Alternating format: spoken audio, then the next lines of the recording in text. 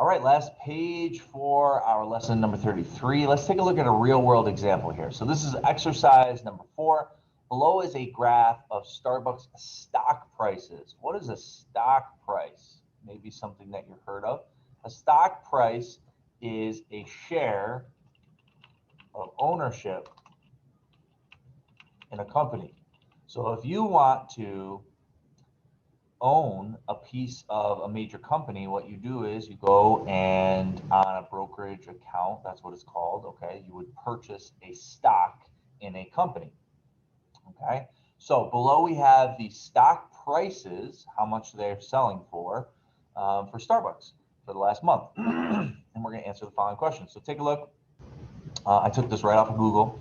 Any company that you can think of that's a large corporation probably has public shares. That's what they're called, public stocks.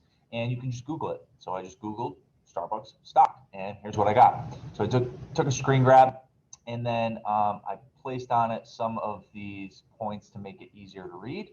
All right, but this is very similar to our YouTube analytics graph that we saw the other day, because Google and YouTube are the same company, so they make similar looking graphs. All right, so here's our graph, and as you can see, our input values are the dates. So each X value is a date: March 16th, March 19th, March 22nd, March 24th, 26th, April 6th, April 13th. And then the outputs is what the price was on that day. It's actually the closing price. So the price of a stock goes all over the place during the day, and then it closes at 4 o'clock. And at 4 o'clock on a day, whatever that price is, that's what is up here on this graph. Okay. So on March 16th, it was 111.16 cents. Then it went down on March 19th to 106.34, and so on. You guys can see the graph. Okay. This is also a little blurb what Starbucks is all about. It's a coffee company if you've never been there. Okay. All right. So let's answer some of these questions. What is the input of this function? Well, we just talked about that. The input is the dates. Okay. So we input a date into the function, and what comes out, the output, is the price of the stock on that date. Okay. We'll say the closing price, because that's important. The price doesn't say one price the whole day. All right. But it's whatever it ended up at right at 4 o'clock when the stock market closes. Okay. So what this means is on March 16th at closing, you could have bought a share and actually owned a piece of Starbucks if you had $111.16 and you bought it. Now, you would buy what's called one share. So you would have one, and there's like millions of them. So you wouldn't be like a really important owner, but you would be a what's called partial owner. Okay.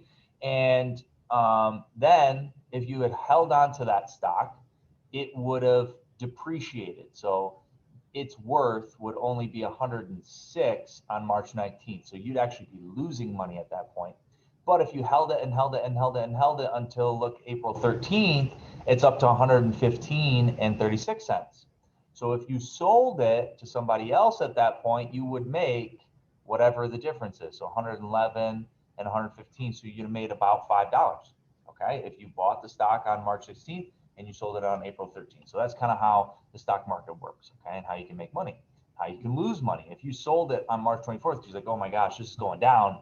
You sold it here, you would have lost like $7. Okay. So it's a dangerous game. Very difficult if you don't know what you're doing, but you can make money if you know what you're doing. Anyway, what is the maximum value of this function? Well, the maximum value is up here, where it reached its maximum value right here on April 13th. So the maximum value, remember that's the behavior of the function. So we're looking for the output. What is the output on that date? So April 13th was 115.36 cents. Okay, so that's going to be our answer for number C, 115.36 cents. Okay, what input value is associated with the max? So that was our April 13th is when we got that maximum output. So we're just going to put what is that? APR, right? APR, and it was 13. Oops. April 13th. Okay. Between input values of March 16th and March 19th is the function increasing or decreasing. So now we're looking at the behavior of the function, whether the outputs are increasing or decreasing along these input values. So between March 16th and March 19th, let's take a look at where that is. I'm going to highlight it. So March 16th was here, that's our first point, and then March 19th is here. So we're talking about this portion of the graph, and it looks like it's decreasing, right? It went from 111 to 106. So it's decreasing, the price is decreasing at that point. All right, so that one's easy, decreasing. Okay, and then between the input values on March 24th and March 26th, is it increasing or decreasing? So 24th and 26th, let's take a look at that. 24th is here and 26th is here. So we're looking at this stretch here, which looks like it's just going up. It's not even moving around. The other one was gradual and then steep and then gradual. This one's just going straight up. So something happened between those 2 days that made the price of this stock go up about $5, right? From 104 to 109. If you had bought it on March 24th and sold it on March 26th, you would have made about $5. Okay, so increasing. Okay, increasing. So this is just another example, real world example of where functions show up in the real world. Your parents might own stocks or know something about stocks.